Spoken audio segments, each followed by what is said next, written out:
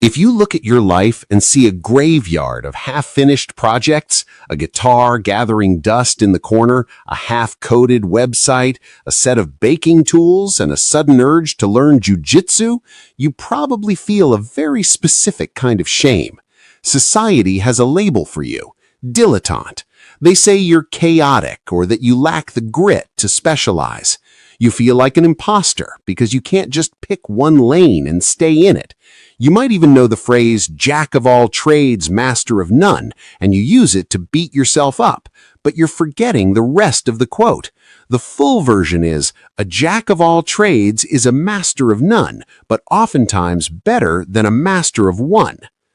Psychology suggests this scattered feeling isn't a defect, it's a symptom of a highly adaptive nervous system. You aren't failing to specialize, you're unconsciously building a rare cognitive architecture known as the M-shaped mind. While the world screams at you to focus, your brain is quietly preparing you for a future where hyper-specialization is actually a liability. Before we break down why your chaos is really a survival strategy, let me know in the comments, where are you watching from? And if you love this kind of deep psychology, check out my newsletter community after the video, link in the description. To understand why you feel this anxiety, we have to look at the lie you were sold. For the last century, the world was an I-shaped game. It rewarded people who dug one hole a mile deep. It was a kind learning environment, like golf, where the rules stayed fixed. Put in 10,000 hours on your swing and you won. But you don't live in a kind environment anymore. Your brain instinctively knows the modern world is a wicked one. The rules shift every day. In a wicked environment, the specialist is fragile. When the industry flips, they become obsolete. That's why you naturally drift. One year, you're obsessed with electrical wiring and HVAC systems. The next, you're deep into yoga, heavy lifting, and DJing rave music. To an outsider, this looks like a chaotic personality. They might call you strange or unfocused, but what you're actually doing is collecting data points from wildly disparate domains. This is where the magic happens. Psychology calls it far transfer.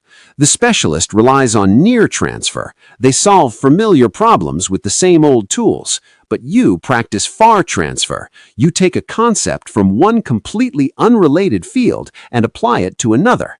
Think of the web developer who used to be a beekeeper and a farmer. On paper, those have nothing to do with coding, but that agricultural background lets them understand organic systems and growth cycles in ways a screen-only coder never could. They aren't just writing code, they're cultivating an ecosystem. That's far transfer. That's innovation. You feel like an imposter because you aren't the best at any one thing, but you're missing the real point. Your value isn't in depth alone, it's in synthesis. Understanding that your curiosity is a superpower brings relief, but it doesn't fix the immediate crushing problem, the burnout, the feeling of being behind in life. You see people your age becoming senior VPs or lead engineers, and you feel like you're still at the starting line because you keep switching tracks. This happens because you're understanding the geometry of your own potential. You aren't T-shaped, broad knowledge with one deep specialty. You're M-shaped. An M-shaped person has multiple pillars of depth, connected by a wide bridge of curiosity. Here's the trap, though. You cannot build all the pillars of the M simultaneously. Try to learn data science, write a novel, and start a business all in the same month, and you'll collapse. The people who truly navigate this life, the real polymaths, practice what we call serial mastery. You have to view your life in seasons. You might spend your 20s obsessing over music and art, then in your 30s pivot to programming to pay the bills. You didn't quit art, you just finished that season of construction. I heard about a 53-year-old who finally found peace with this. He realized he couldn't choose art over programming, so he let programming become the pillar that paid the bills, while music, philosophy, and game design grew on nights and weekends. He turned down high-demand team lead roles to keep his work week at 30 hours. He protected his psychic energy. He didn't force everything to merge instantly. He let the pillars exist sequentially, and eventually they fused into his own personal video game projects. That's the M-shape in action. There's one final psychological trait that makes you bulletproof, and it comes from evolutionary biology: redundancy. In nature, redundancy is strength, not waste. Elephants rarely get cancer because they have massive genetic redundancy, multiple copies of cancer-fighting genes. If one fails, another steps. Your chaotic interests are your redundancy. If you're only a specialist software engineer and AI takes your job, you're terrified. But if you're a software engineer who also knows electrical wiring, HVAC repair, and teaching English, you're unbreakable.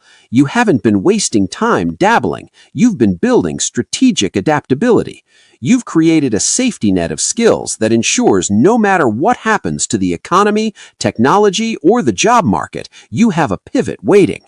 So stop apologizing for your graveyard of hobbies. Those weren't failures. They were semesters in the university of your own design.